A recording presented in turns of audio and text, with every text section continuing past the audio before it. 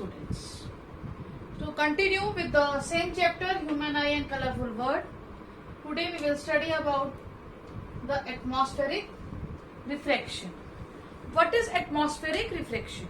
We know that our atmosphere contains different layers, and when a ray of light is coming from sun to the earth, suppose one person is standing here, that light has to travel different layers, and every layer has a different density. If when we are coming downward, the refractive index of the atmospheric layers keeps on increasing. That means here the layer nearby the earth's surface is having more refractive index, and we know that if the refractive index is more, then it is more denser, more optically denser. And one more thing, the hot air is optically rarer than the cold air.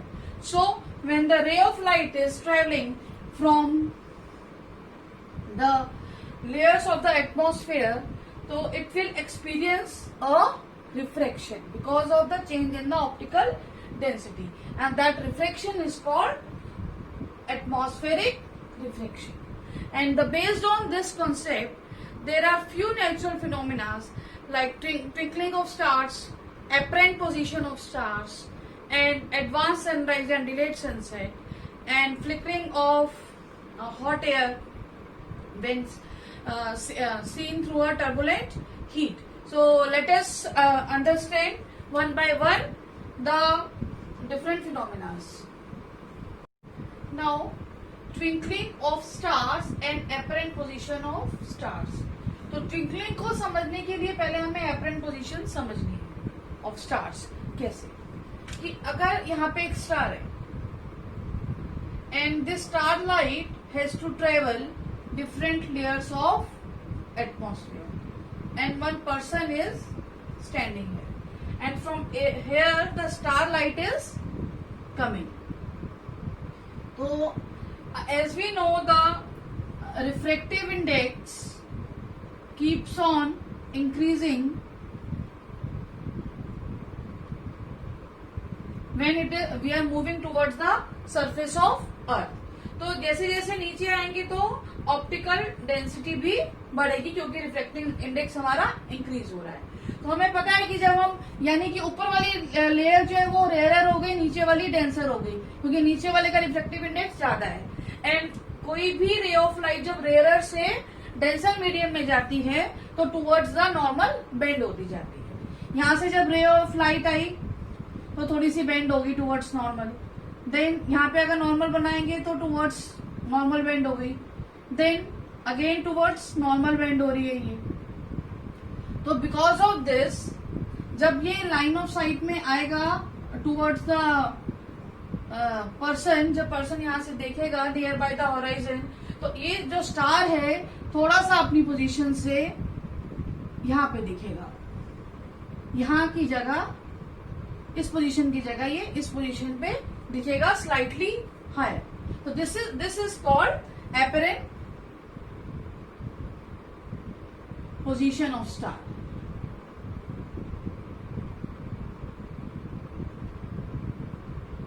मैं दोबारा समझा देती हूँ कि जैसे जैसे towards the earth आप आ रहे हैं, रिफ्लेक्टिव इंडेक्स बढ़ रहा है. इसका मतलब टुवर्ड्स द अर्थ जो है ऑप्टिकली डेंसर लेयर होती जा रही है एटमॉस्फेयर की.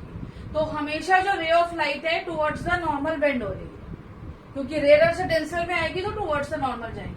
और जो person who is standing near by the horizon, वो जब देख रहा है तो स्टार की थोड़ी पोजीशन ऊपर दिखेगी.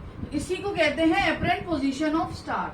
अब आपने बचपन में पोएम पढ़ी है बेटा, ट्विंकल ट्विंकल लिटिल स्टार. उसका मतलब कभी समझ में आया बचपन में बेटा? नहीं आया. आज समझिए वो ट्विंकल ट्विंकल लिटिल स्टार क्यों कहते हैं. अब ट्विंकलिंग ऑफ स्टार्स, हमें जो ये अपरेंट पोजीशन दिख रही है ये भी फिक्स नहीं होती है, क्योंकि because of the atmospheric changes individual जो लेयर है, इंडिविजुअल लेयर है, सपोज 1 लेयर, 2 लेयर, 3 लेयर, इनके because of the atmospheric changes इनकी ऑप्टिकल डेंसिटीज भी फिक्स नहीं रहती है, because their optical densities keeps on changing because of the atmospheric changes. तो हमें जो है इसकी पोजीशन है कभी यहाँ पे और कभी यहाँ पे, डिपेंडिंग ऑन दैट सिचुएशन दिखती है। तो ये as a point source work करते हैं, तो इसलिए हमें वो ट्विंकलिंग दिखती है because of the atmospheric changes. तो इसी को हम ट्विंकलिंग ऑफ स्टार्स कहते हैं। तो जब भी ये क्वेश्चन आएगा तो आपको केवल ये एनसीईआरटी में से करना है, वो कॉन्टेक्स्ट एज इट इज मैंने आपके नोट्स में दे दिया है from the NCERT only, and दोनों के आंसर लगभग सेम लिखने हैं।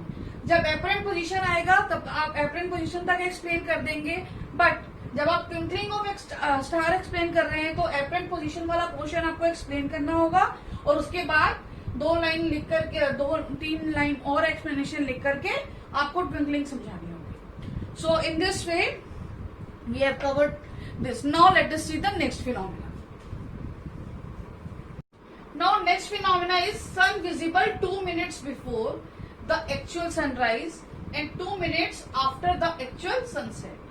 Means जो भी sunrise होता है वो हमें 2 minutes before दिखता है, and जो sunset होता है 2 minutes after. Means इसका मतलब क्या है? इसका मतलब है advance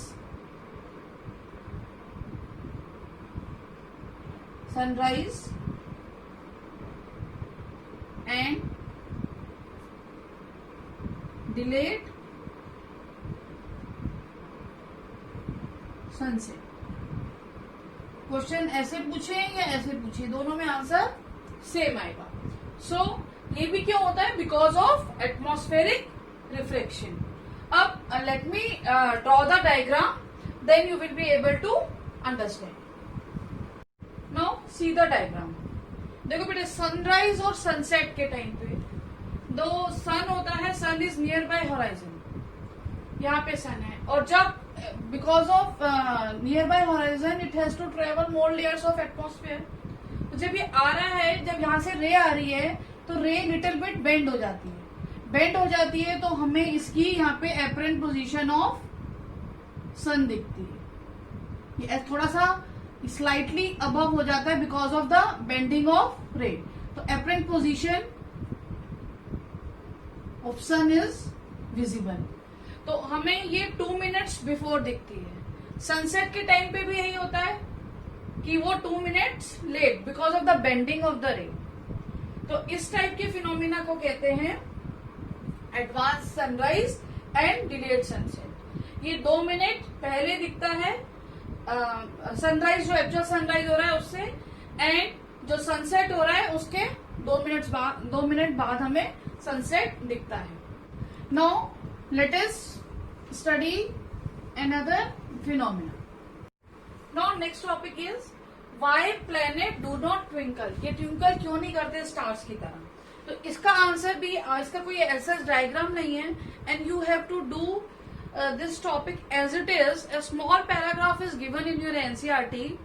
If this question will come to, you have to write down those 2 lines only. अब जो हमारे planets होते हैं वो हमारे अर्थ के बहुत क्लोजर होते हैं। सो मैं आपको NCERT में ही बता दूं, and then I will read out that 2-3 lines, page number 195 पे। तो इस पे बेटा ये टॉप पे ये पैराग्राफ दिया हुआ है, आप देखें, उसमें लिखा है why don't the planet twinkle.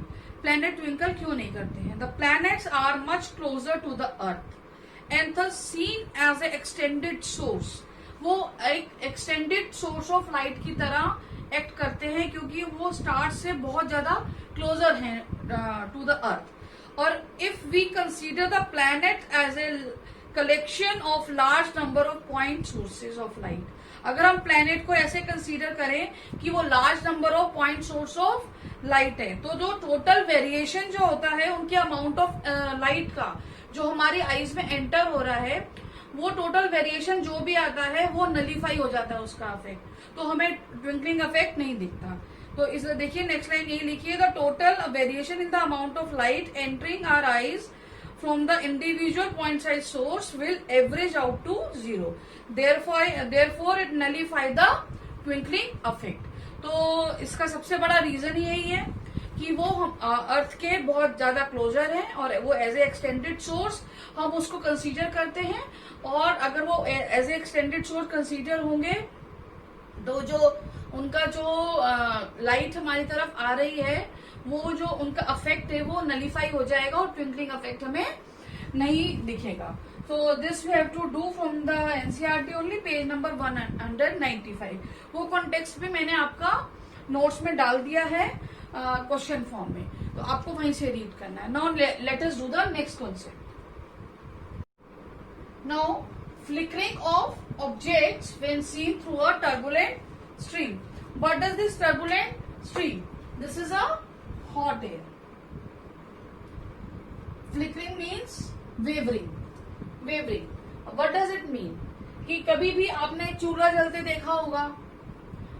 You must have observed. कभी आप अपने विलेज साइड पे गए हो या आपके घर पे चूल्हा हो, वो छत पे जलाते हो, तो आपने चूल्हे पे देखा होगा कि जब स्टीम हो रही है तो धुआं ऊपर की तरफ निकल रहा है. या मोस्ट ऑफ द कॉमन हमारी फैमिलीज में हवन होते हैं घर में, तो हवन का एग्जांपल ले लेते हैं कि अगर ये हवन कुंड है, बना हुआ है, तो इसके अंदर से जब सामग्री जलती है ऐसे स्टीम निकलती है. तो यहाँ पे कुछ लोग बैठे होते हैं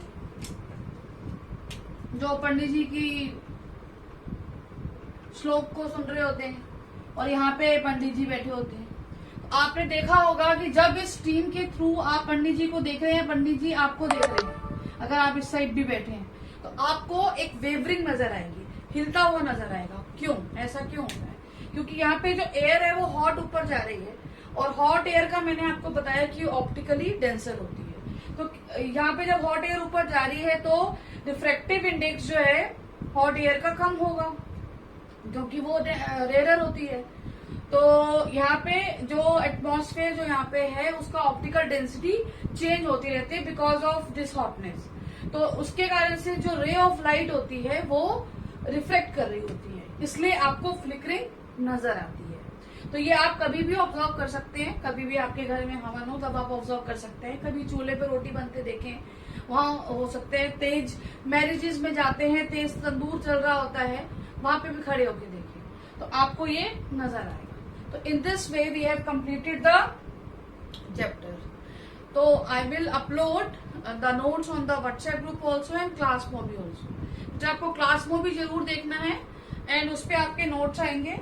अब नोट्स के बाद मैंने कुछ क्वेश्चंस भी दिए हैं, वो क्वेश्चंस भी आपको नोट्स को कॉपी में लिखने हैं एंड देन आपको कुछ क्वेश्चन दिए हैं मैंने, वो क्वेश्चंस आपको क्वेश्चन आंसर फॉर्म में ही अपनी कॉपी में नोट डाउन करने हैं. अब आपकी रिवीजन क्लास होगी तो रिवीजन क्लास आपकी जब लाइव क्लास होगी तो आप अपने डाउट्स पूछ सकते हैं उसमें. Thank you.